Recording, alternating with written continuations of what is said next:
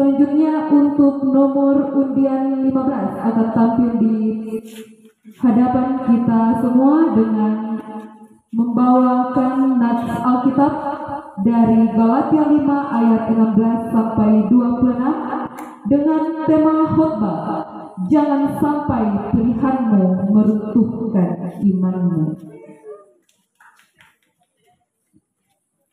Kita sama-sama sambut, inilah dia peserta dengan nomor undian 15.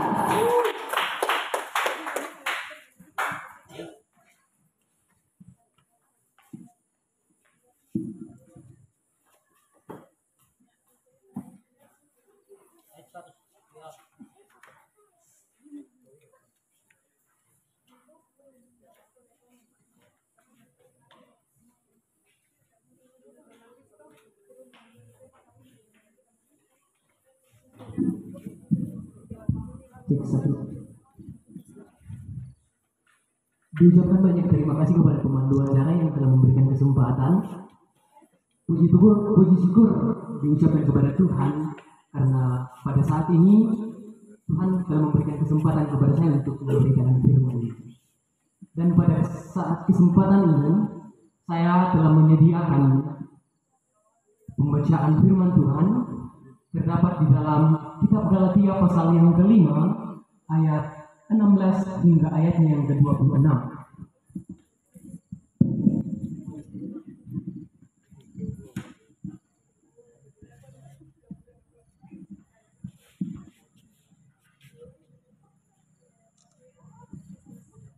Kitab Galatia pasal 5 ayat 16 hingga ayatnya yang ke-26, firman Tuhan, kemerdekaan Kristen.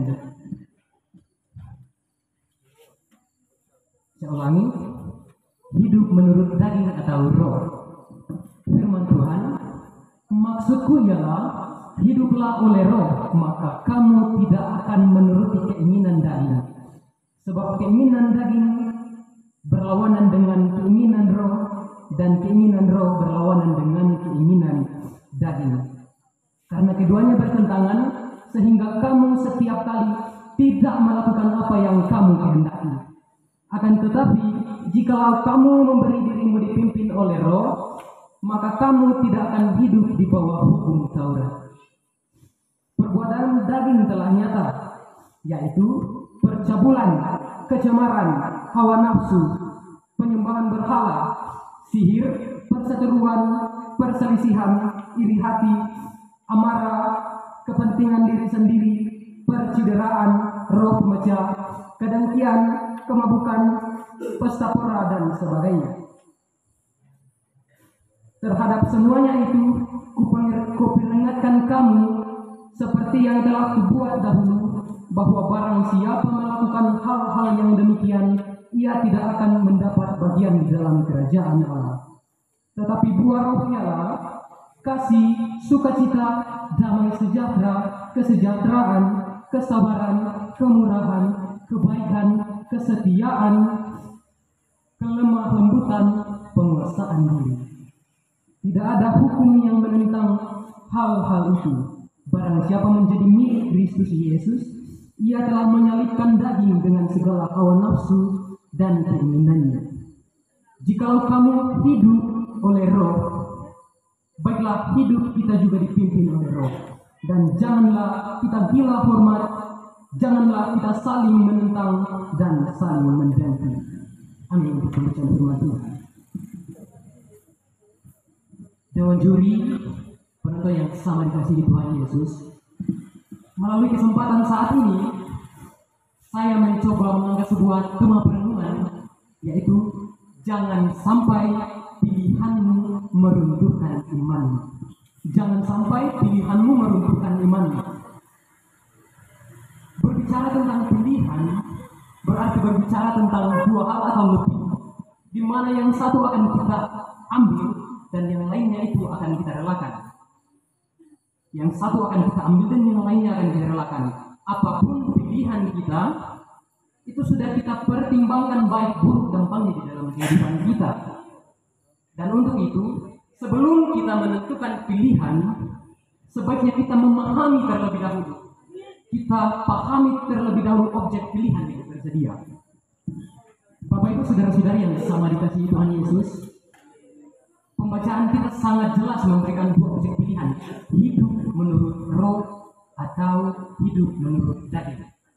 Apa itu daging dan apa itu roh, kita akan lihat di dalam perenungan kita saat ini.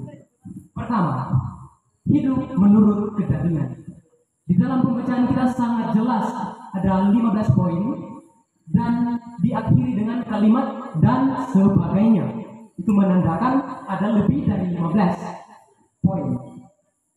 Buah kedagingan itu ada lebih dari 15 sampai Rasul Paulus sendiri sudah tidak sempat menuliskan saking banyaknya. Ada kemabukan, pesta pora, dan lain sebagainya. Itu menandakan bahwa kehidupan di dalam daging sangat erat kaitannya dengan jasmani manusia.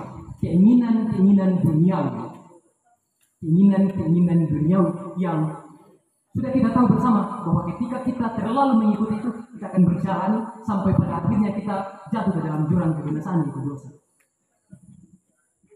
Dewan juri dan penonton, saya kemudian menggambarkan kehidupan di dalam daging sebagai si hitam manis. Sebagai si hitam manis. Kenapa hitam? Hitam menggambarkan kegelapan. Hitam menggambarkan kegelapan. Setiap kali kita pernah menonton film setan itu munculnya di tempat-tempat gelap, sehingga kegelapan sering dikaitkan dengan setan. Jadi dapat disimpulkan Bapak Ibu bahwa ketika kita berjalan mengikuti keinginan daging, maka kita akan berjalan di dalam kegelapan, tempatnya iblis bernaung. Saya kemudian kembali mengibaratkan keinginan daging ini itu seperti ibaratnya ketika kita berhutang. Ketika kita berhutang, kita akan nikmati terlebih dahulu, lalu kemudian kita akan bersusah payah untuk membayarnya. Untuk itu ada tadi si manis. Kenapa manis? Karena manis menggambarkan kenikmatan. Setiap kali saya mendengar pendeta atau majelis gereja yang berkhotbah tentang perbuatan-perbuatan daging dan dosa, selalu ada kata bahwa itu sangatlah nikmat. Dan ada juga pendeta yang berkhotbah bahwa hidup di dalam daging mengandung candu. Apa itu candu? Candu itu adalah perasaan kita yang selalu ingin merasakan karena ingin kenikmatannya yang luar biasa.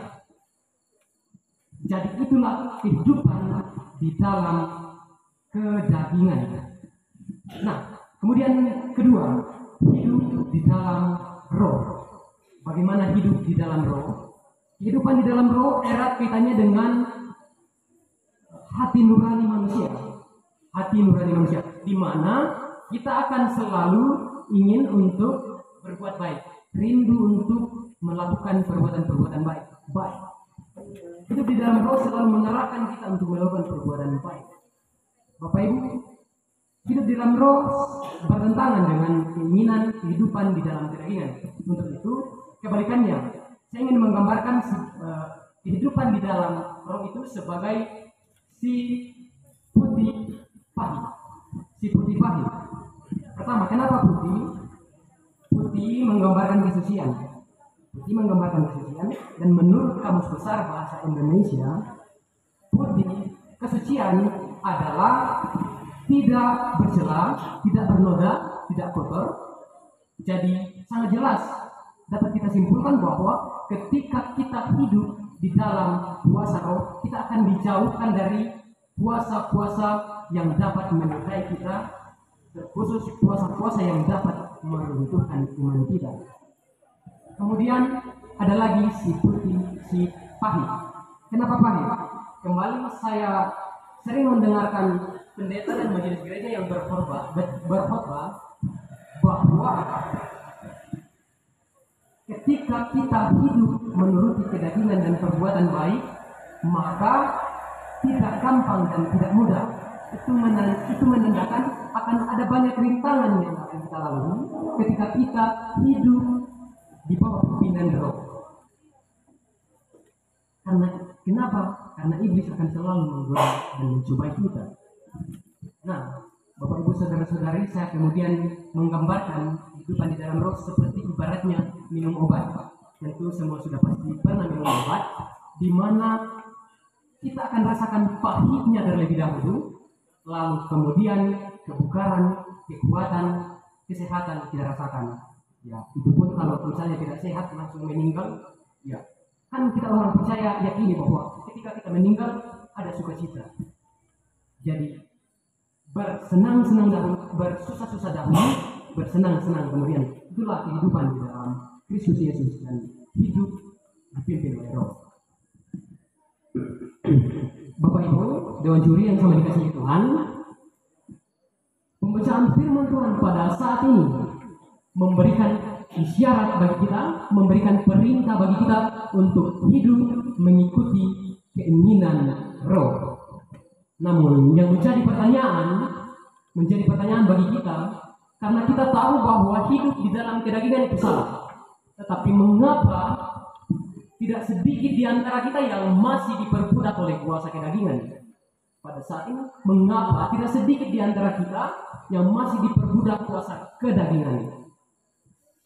Ada sebuah cerita yang menggambarkan dua serigala yang baik dan yang jahat yang sedang bersaing di dalam tubuh kita. Lalu kemudian seorang berkata, manakah di antara keduanya yang akan menang? Jawabannya adalah serigala yang kita beri makan paling banyak. Ya tentu karena pasti serigala itu akan jadi buat. Nah, dari sini kita tahu bahwa kita sendirilah yang memberikan kuasa kepada kedagingan untuk memimpin kita. Kita memberikan kesempatan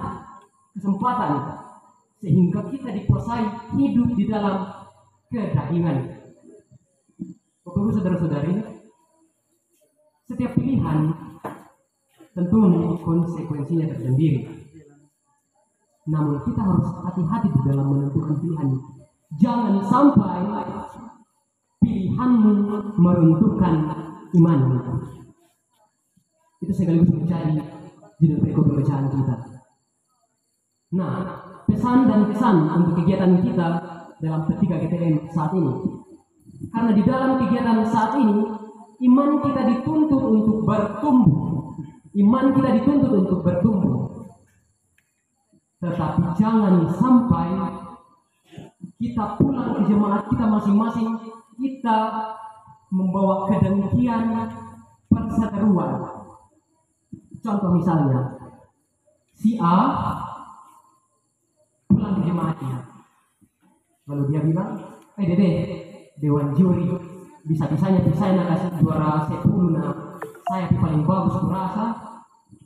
Kemudian ataukah pemain olahraga yang bisa-bisanya pilih penalti, tidak sengaja ikut tendang keras. Ya, itu semua adalah buah-buah dari kedagingan. Kita menginginkan perseteruan.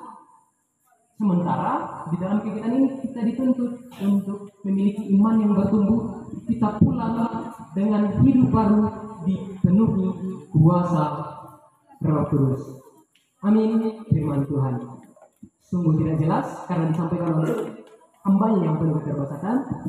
Namun kita yakini dan percaya Tuhan akan lebih menguraikan dalam kehidupan kita. Amin.